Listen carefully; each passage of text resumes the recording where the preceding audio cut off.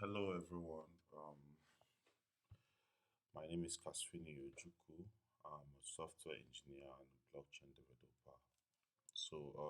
In this video, I will be breaking down the Uniswap uh, smart contract. So, I'll be explaining in details how the Uniswap smart contract works. I will try my best to explain each of the functions in the Uniswap smart contract and uh, what they do. I was working on a project that required me to fork Uniswap and build a decentralized exchange.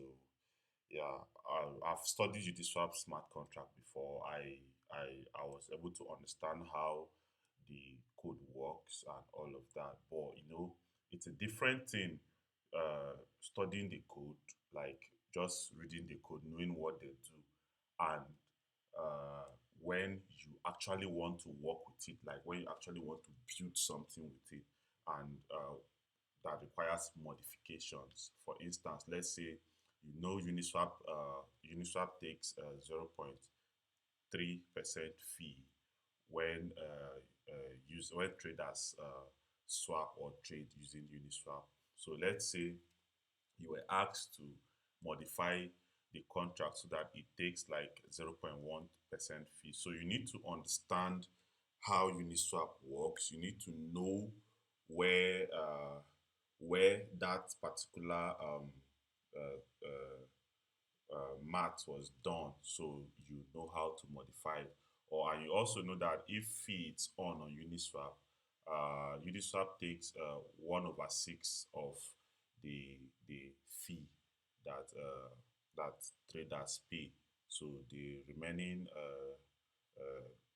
one goes to the liquidity providers. So assuming you were asked to modify the contract so that it takes 1/3, that's your, let's say you're building your own decentralized exchange and you're asked to modify it so that the contract the fee to address takes 1/3 of the entire fee, while the liquidity providers takes the remaining one. So if you don't understand how the contract works, if you don't know the where all these things are being implemented, you won't be able to actually do those modifications. You just fork it, change name, and you deploy it. But if you need to do modifications on the smart contract, then you really need to understand how it works. So so I'll be breaking down the the smart contract the best possible way I can for anyone to understand. So my video is not just for anybody that it's not just for anybody. My video is for those that really want to understand how Uniswap works, like those that want to understand every line of the code, the breakdown, and how the math is being done. That's why I'm making this video, because it's kind of hard to see content like this online. So I'm making it available for those who will be jumping on Uniswap V2. So you might ask, why am I making video for Uniswap V2? Why not Uniswap V3? Uniswap V3 has a very complex smart contract. So the only way you understand Uniswap V3 is if you've already understood Uniswap V2. So there's no two ways about it. All right. So let's dive into it. So I have my documentation here. So while I was doing my research, I take down lots of notes using this guy. So I call it breaking down Uniswap code. So you can see here, if you check this guy. So let's go. If you check this guy here, you see Uniswap breakdown, and you see all the resources I used to study about the Uniswap uh, smart contract. So let's dive in. All right. For this video, I'll be focused on the core, on the Uniswap core section, while in the part two, I'll talk about the router. So let's start with understanding what Uniswap is. So Uniswap is a decentralized exchange which uses the AMM, that's automated market maker mechanism. So it uses the product constant formula, that's K equals to XY. Uh, all right. So K equals to XY. That's this is X and Y are the two tokens that each pair contract will be using. So maybe when we get there, you understand what X and Y means. So now let's look at the contract. So Uniswap is made up of four smart contracts, which are organized into two sections: the core and the periphery. Right. So the Uniswap V2 core consists of three smart contracts. So the Uniswap ERC20, the Uniswap V2 Factory, and the Uniswap V2 pair. While the Uniswap V2 periphery consists of just the Uniswap V2 router. All right. So we'll be focusing on the core in this video. I'll be breaking down the core contract and all of that. So first of all, let's move over to the ERC20 Uniswap V2 ERC20.sol, which is what we have here. So the Uniswap V2 ERC20 contract keeps track of pool ownership. So this is the token that gets minted to liquidity providers when liquidity is provided. It serves as a certificate, like tokens that an address that a liquidity provider provided. Okay, sorry, it serves as a certificate that a liquidity provider provided liquidity in a particular liquidity pool, and such address will get rewards, which is gotten from the fees trader pay when they swap tokens. So, uh, liquidity providers are people that provides liquidity. Like they are the one that ensure that trade happens on the Uniswap. So for instance, let's say you have something like if you want someone to be able to trade Doge coin and Shiba Shiba Inu. So you are going to bring these two. You are going to create a liquidity using these two these two pairs. You get you're going to create a liquidity using these two pairs. And when you create a liquidity using these two pairs, Dogecoin will be able to.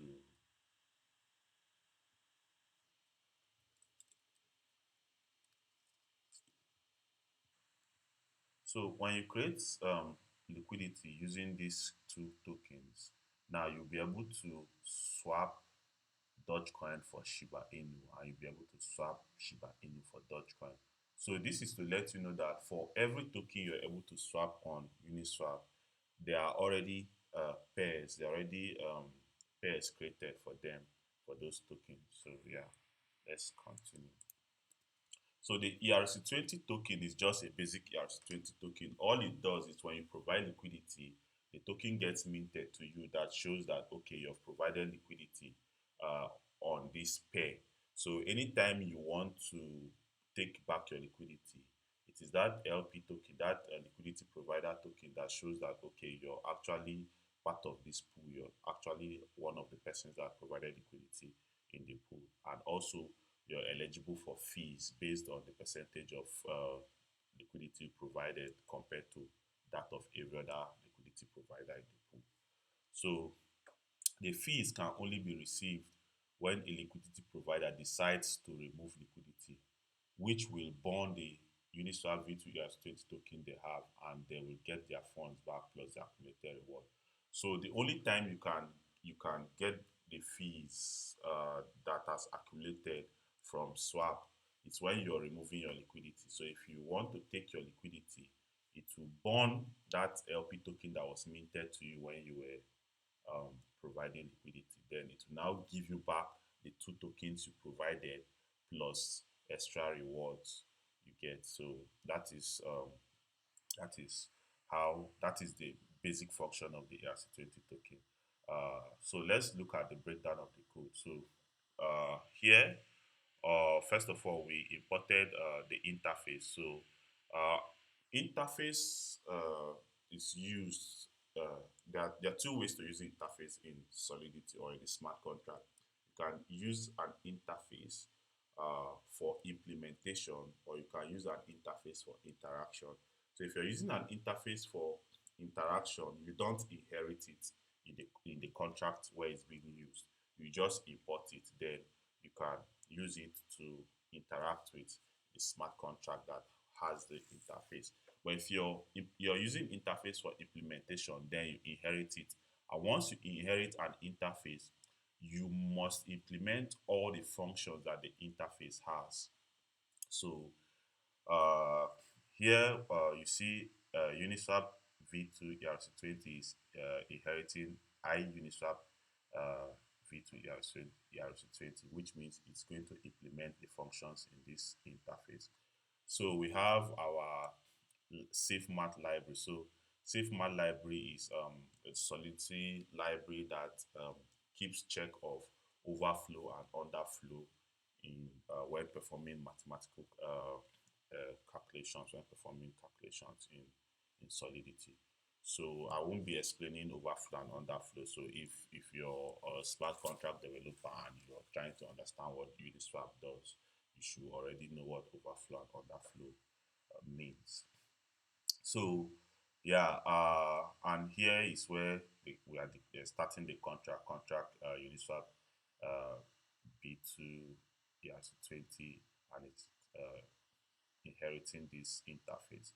So on line 7, using SafeMath for UINT. So this is a way of using libraries. There are two ways to use libraries. So this is one of the ways where you can use library in Solidity. So line 9. So line 9 here is where it's declaring the name of the token. So normally, if you understand the basic ERC20 standard, so you have the name of the token, you have the symbol of the token, you have the decimal, you have the total supply of the token.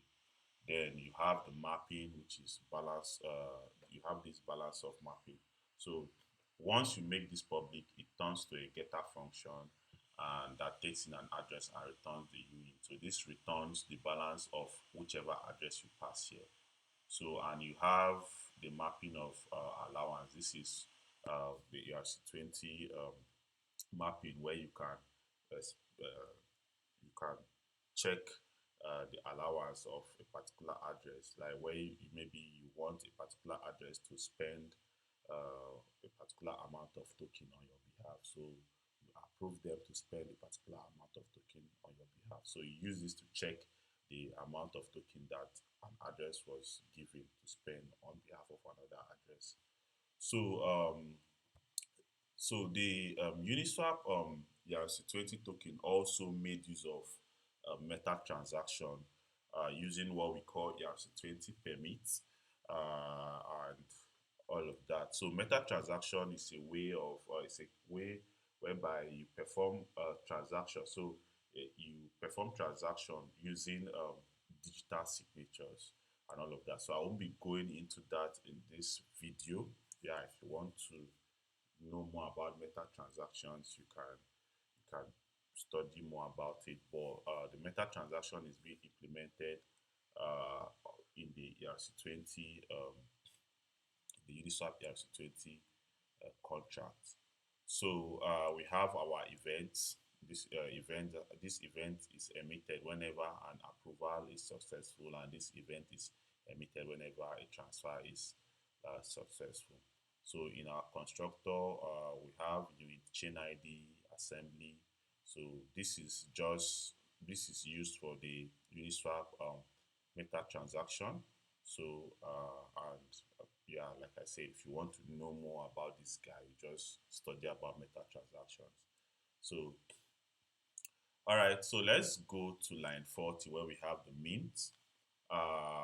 The mint function it's used to mint token to a particular address. So you see, it takes in the address parameter and the value parameter. So it means to that address a particular amount of token that was passed here.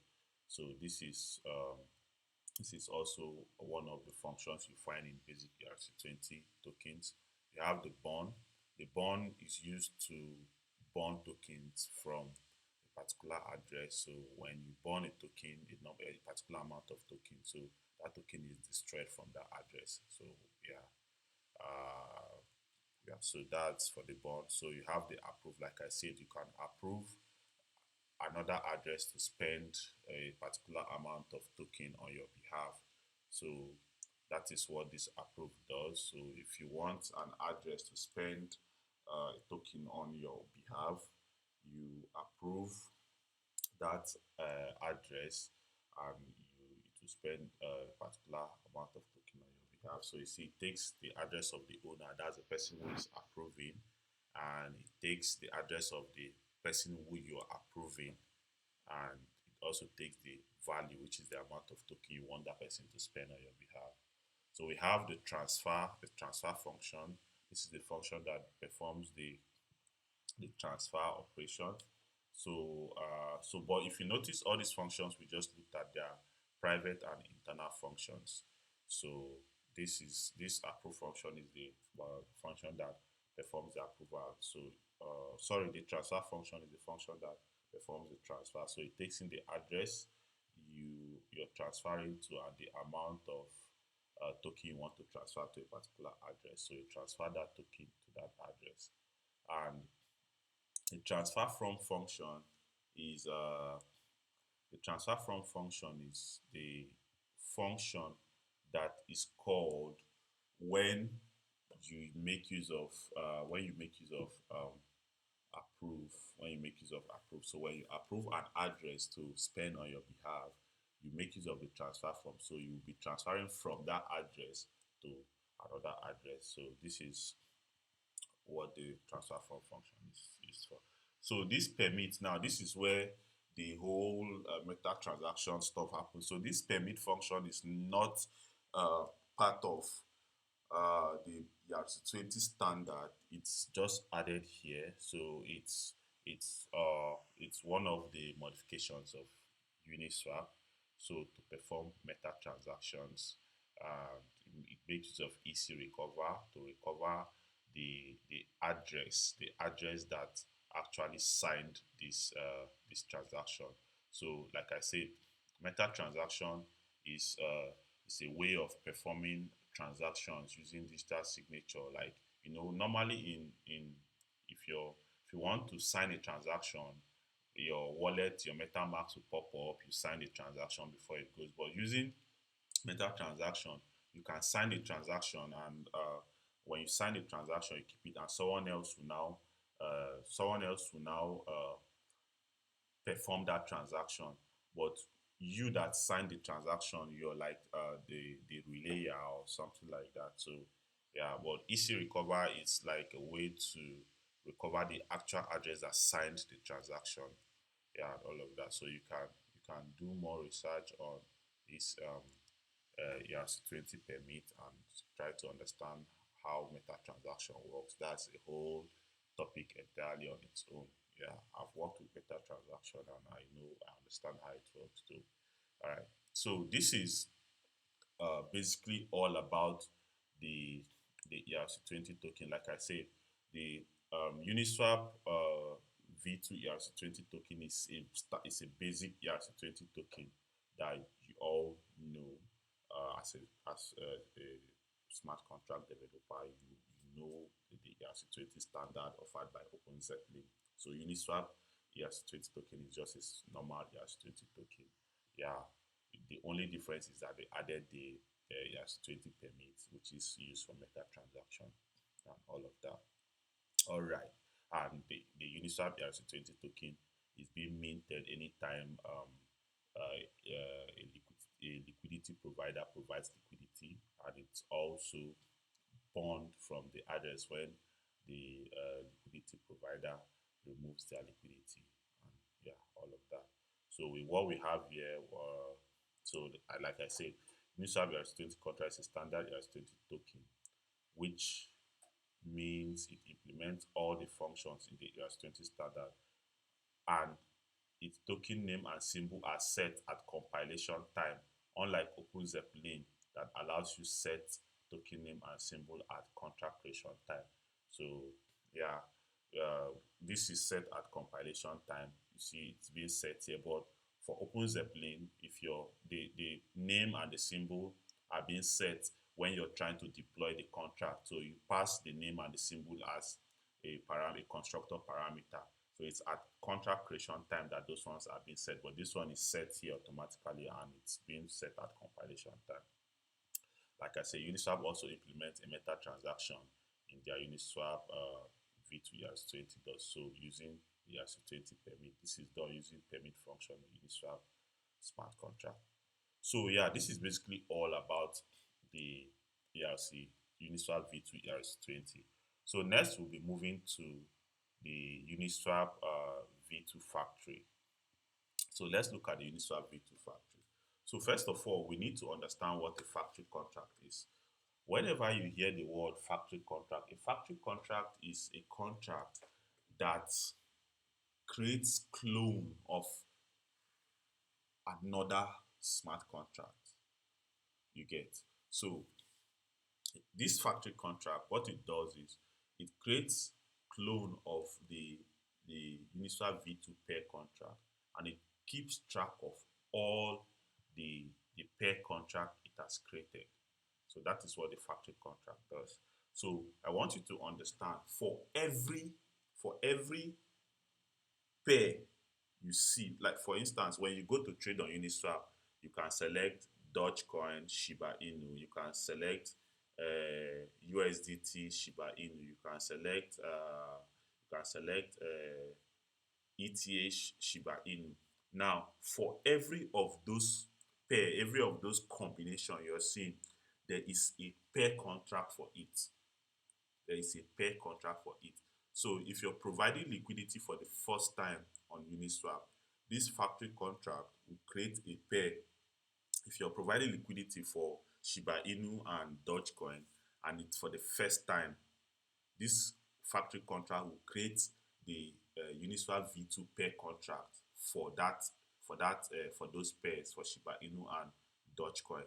You get? So subsequently, when people come to provide liquidity, so if that pair has already been created, it won't create it again. It will just add to the liquidity pool.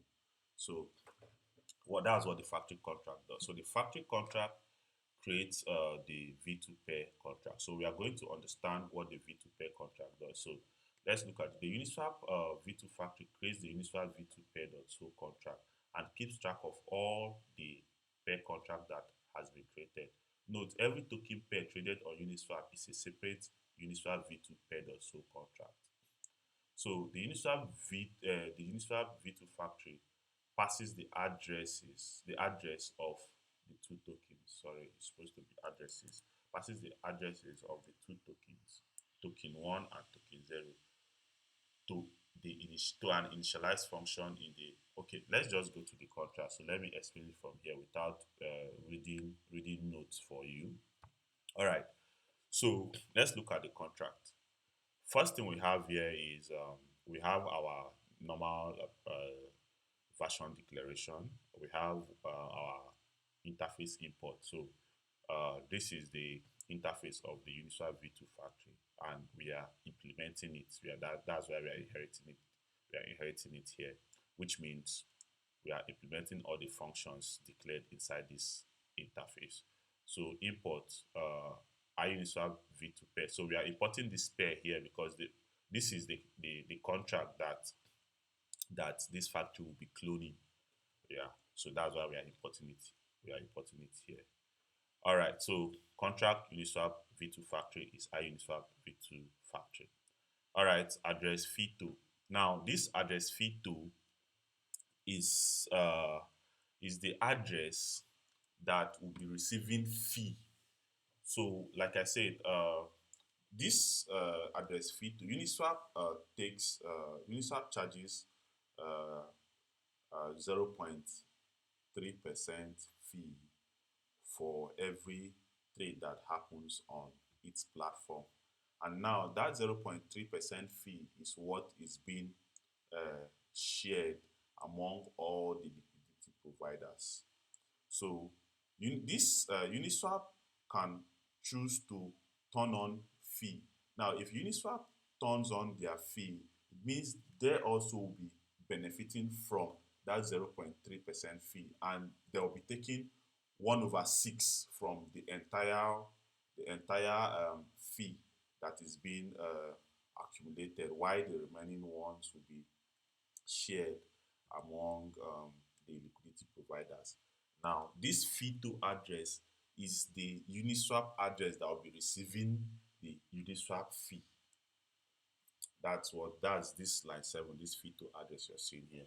So now this address fee setter is the address that will be setting the fee. Now, in our basic smart contract, some of us will call this owner, some of us will call this admin, whatever we set it to.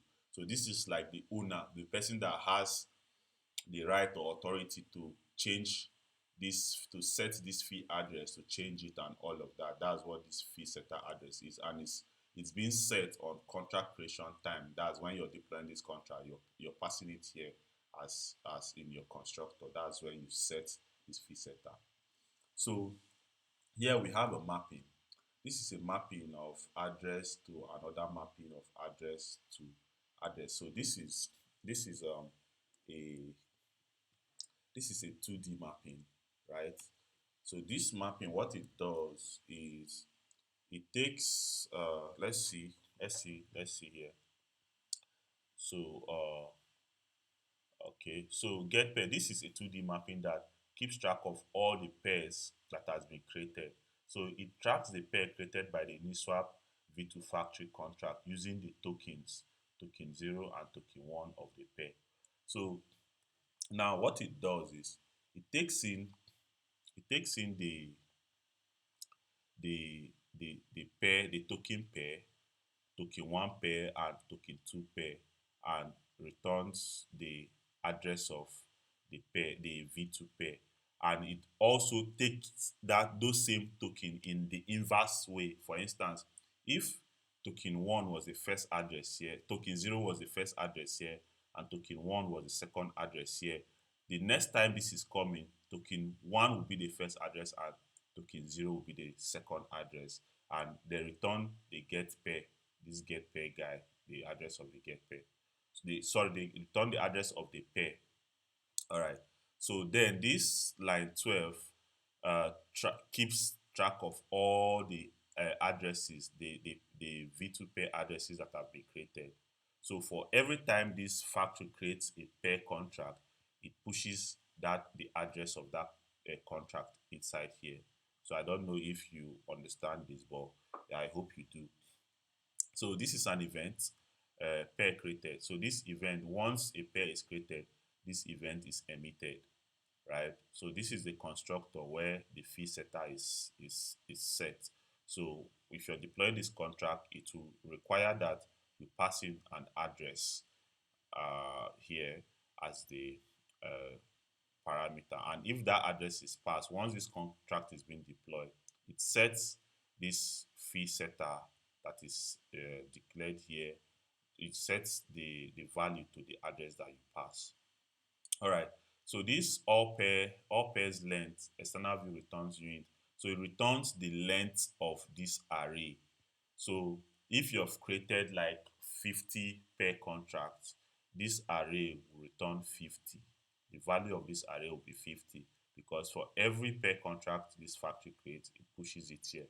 So all pairs dot length is like it's getting the number of addresses that are inside this array. So that's what this all pair does. Now this is the main function in this contract, the create pair. All right, so let me expand this guy so we take a closer look at this stuff. All right, so the create pair function is what we use to create pair for all the token token pairs you see on Uniswap.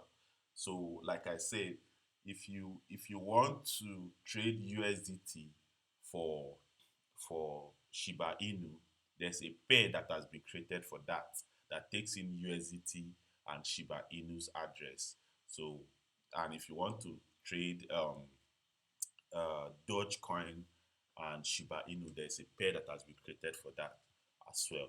So this create pair takes in the contract address of the two tokens. For instance, if you're providing liquidity for Shiba Inu and Dogecoin, the contract address will be that of Shiba Inu and that of Dogecoin, whichever way you want to do it, or it can be that of Dogecoin and that of Shiba Inu. That will, that's what this will take as parameters. So once it takes those as parameter, the next thing is it requires that token A is not equal to token B. So you cannot be providing liquidity for identical addresses. You cannot provide liquidity for Dogecoin and Dogecoin again. So that's what this line is ensuring. So you cannot provide liquidity for identical tokens. So require that token A is not token B, as will tell you identical addresses. Then here we now say, okay, address token A, address token B is equal to token A is less than token B. Okay, so this guy, what this guy does is this is a ternary operator. So it's setting token A and token. So what this guy is doing is checking, is token A less than token B? If token A is less than token B, it will now say it will return token A as token 0, and it will return token B as token 1. Else, token B will be token 0 and token A will be uh, token 1. That is exactly what this guy is doing here. All right. So now, here now requires that um, token 0 is not equal to address 0. So address 0 is a dead address, like a 00 address where most of the bond tokens are being sent to. So you can, the token 0 address cannot be address 0. Address 0 cannot be a token. So it's requiring that token 0 is not address 0. Yeah. And here too, it requires that get pair of token 0 and token 1 is address 0. Now, this is what I was saying. Once you, this get pair, now what it does is it holds the address of the first token and the address of the second token, right? And it returns the address of the pair that those two tokens were created on. So what happens here now um, is checking that the get pair passing the address, the token 0 and the token 1, ensuring that it's address 0. This means that this pair has not been created before. You know, every address is a value type, right? And value type on Solidity has a default address. For instance, when you declare a uint, the default value of uint is 0, right? And when you declare an address, the default value of an address is address 0. So now this mapping is supposed to return an address, which is the pair address. So, and if this mapping is returning address 0, that means this pair has not been created. So what this guy is doing is checking that this pair has not been created. So it requires that token 0, token 1 is equal to address 0. That means this pair has not been created. Else, it will tell you this pair exists. You get? So that is what is happening here. All right. So now byte memory byte code is equals to type of Uniswap V2 pair dot creation code. So this is where you get your creation code. So this creation code part, if you work with factory contract before, this is it gets the creation code of the smart contract you want to clone. So using this creation code, it will now uh, clone the smart contract. So here now we are getting this. That's why we imported this Uniswap V2 pair here. So it imports this V2 pair here, and it uses it to get the creation code of that contract. So with this creation code now, it can now clone this contract again with the same code and all of that. So it will have the same bytecode and everything. So this salt is just salt is like a unique source of randomness. So you use salt. So salt is the reason why um, the contract address of the pair can never be the same. So it's a unique source of randomness, whereby they use it to create contract address of the pair contract.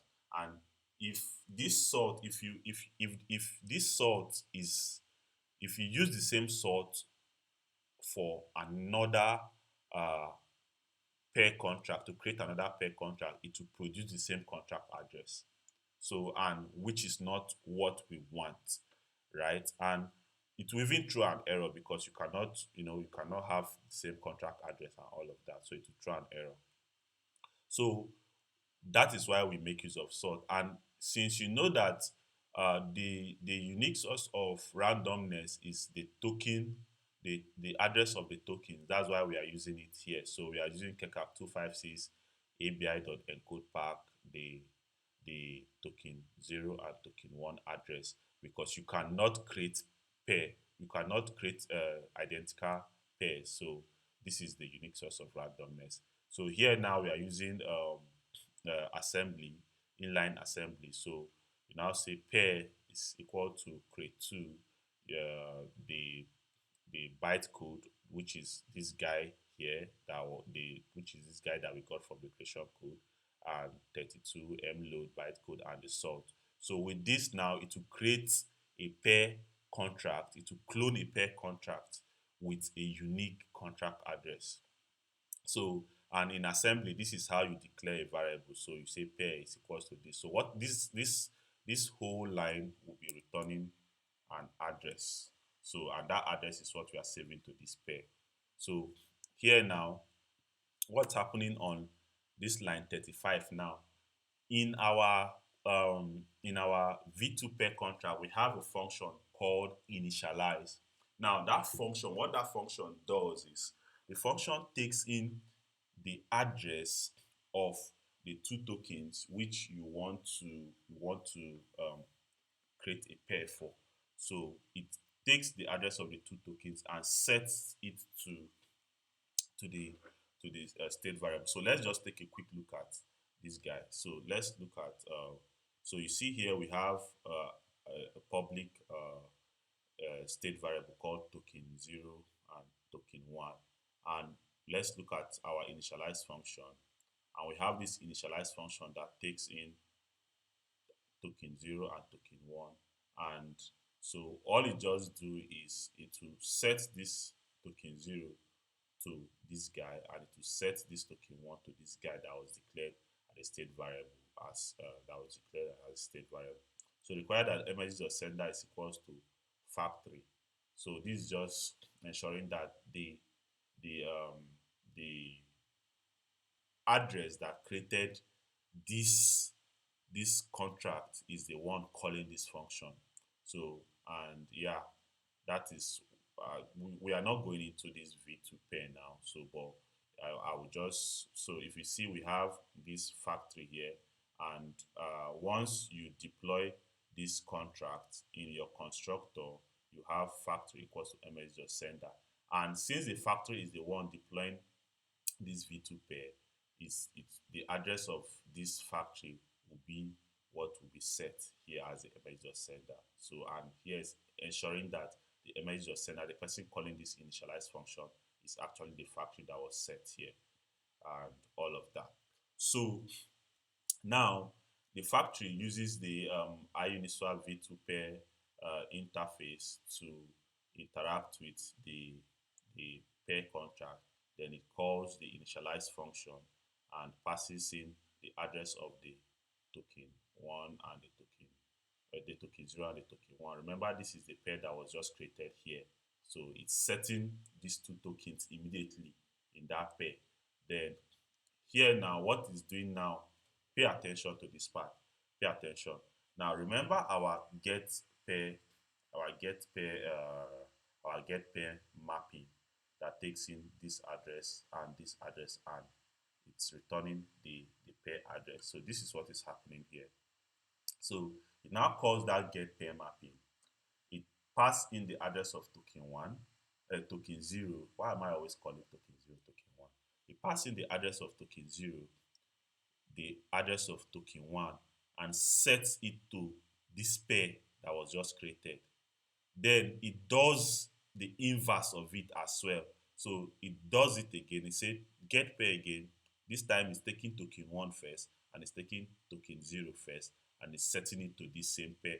So whichever way you come back to this place to create pair, if you put token if the token A is the address of token 0 and token B is the address of token 1, it will not still pass this it will not pass this place, this get pair token 0 token 1 equals to address. And if you switch it and make token 1 to be the first and token 0 to be the second, it will still pass this place again because it has already been set here to this pair, and this pair is an address which is not address 0, and it is required that this guy is address 0 at the first instance, so this guy will not pass. So once it sets this to this token 0 token 1 to the pair and token 1 token 0 to the pair, it pushes the pair to the all pairs array that we have here. So remember I said this all pairs array holds all the address of all the pairs that this factory contract has created. So it will now push this pair to this all pair array, and it will now emit the pair created event. So this event will take in the token 0 address, the token 1, the address of the pair, and the length of the all pairs. So this is the major guy in this contract, this create pair. So then let's move over to the set fee. So the set fee, it's the like I said, the set fee is the function that you use to set the address of the fee2. So this fee2 address, whatever address you set here is going to be the address that will receive the fee if that will receive the fee for Uniswap smart contract. Like I said, Uniswap charges a 0.3% fee, right? And that 0.3% fee is shared among liquidity providers if fee is not on. But if fee is on, that fee that is being collected from swapping, 1/6 of that fee, 1/6% of that fee goes to Uniswap, while the rest is being shared among the liquidity providers. And once you set fee to, that means fee is on. But once the fee to address is address 0, that means fee is off. And this is where you can change the fee setter. So if you want to change the address of the person that will be setting the fee, this is where you do that, and it requires that the message of sender is the previous fee to setter. So this is like in your other contract, if you want to transfer ownership or you want to change ownership or you want to change admin, this is what is it's happening here. So at first it requires that the person calling this function is the current owner, which is the current fee to setter, and if that passes, it sets the fee to setter to the new address that is being passed here. So yeah, this is the basic breakdown of the Uniswap factory contract and all of that. So if there's any part you don't understand in this explanation or in this code breakdown, you can do well to ask questions in the comment section, and yeah, I'll provide answers. I'll reply your comments with answers. Yeah, wherever you're confused. I'll also be providing lots of I'll also be providing resources where I used to study about the Uniswap smart contract and all of that. So we'll be stopping this video here. This is already 45 minutes. I don't want this video to get to an hour. So in the next video, we are going to break down the Uniswap V2 pair contract, which is like the main guy in the whole Uniswap V2 core section of the Uniswap smart contract. All right, thank you for watching. See you in the next video. Peace out.